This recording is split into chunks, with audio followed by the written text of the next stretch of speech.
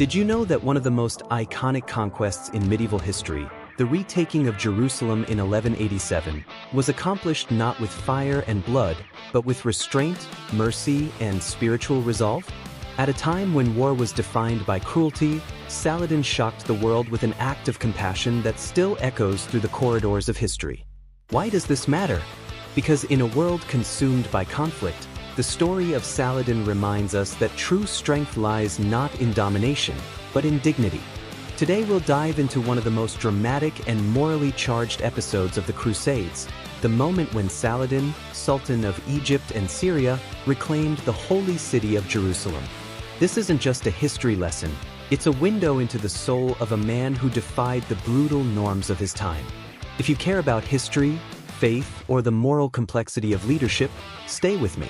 And before we begin, don't forget to subscribe for more thoughtful journeys into the heart of human history. To understand the conquest of 1187, we must first go back to 1099. The First Crusade had ended in a bloodbath. Christian forces seized Jerusalem, slaughtering Muslims and Jews indiscriminately. The Al-Aqsa Mosque was desecrated, the Dome of the Rock occupied, and the city soaked in violence. The Muslim world, fragmented and unprepared, watched in horror. But over decades, a revival began. Spiritual fervor reawakened, unity returned. The Zengids initiated the idea of jihad, not as senseless violence, but as defense of the Ummah.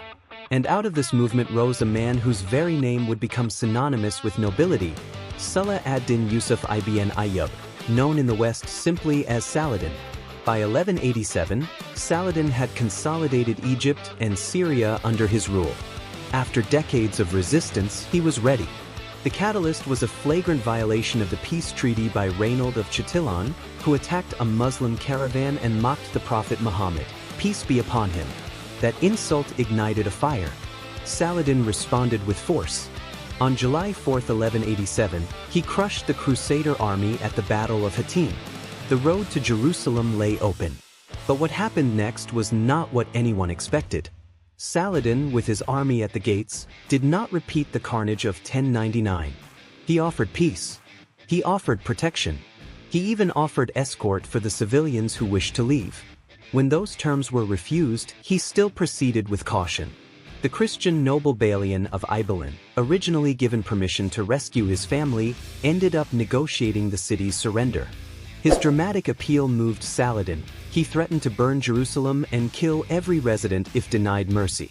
But instead of retaliating, Saladin chose grace. What do you think about this moment in history? Was it pure strategy or spiritual strength?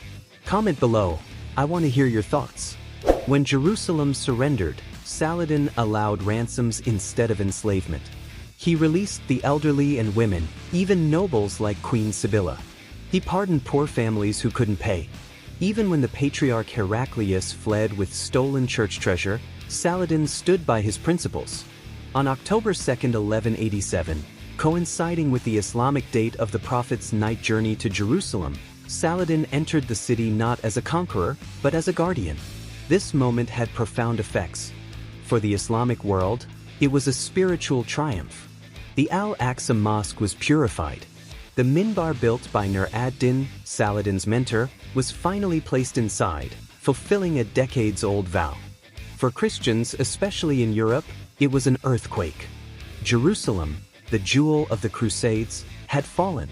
But even the Christian chroniclers, like William of Tyre, were forced to admire Saladin. Richard the Lionheart, his future adversary in the Third Crusade, would later call him a prince without peer. Culturally, Saladin's conquest shifted the paradigm. It showed that power and mercy could coexist. It sparked new philosophical conversations within Islam about the role of jihad, not as vengeance, but as justice. And it challenged Western narratives. In time, Saladin would be romanticized even in European literature, not as a villain, but as a mirror of Christ-like virtue in a world gone mad with holy war. As we close, remember this. The siege of Jerusalem wasn't just a military event, it was a revelation of character. Saladin chose restraint over revenge, principle over plunder. In his mercy, he rewrote the rules of war in an age of brutality. And perhaps today, When faith and power are once again clashing across the globe, his example is more relevant than ever. If this journey inspired you, if it made you think differently about history and humanity, subscribe now. We have more stories to uncover, more souls to meet, and more truths to wrestle with. Until next time, may peace be upon you.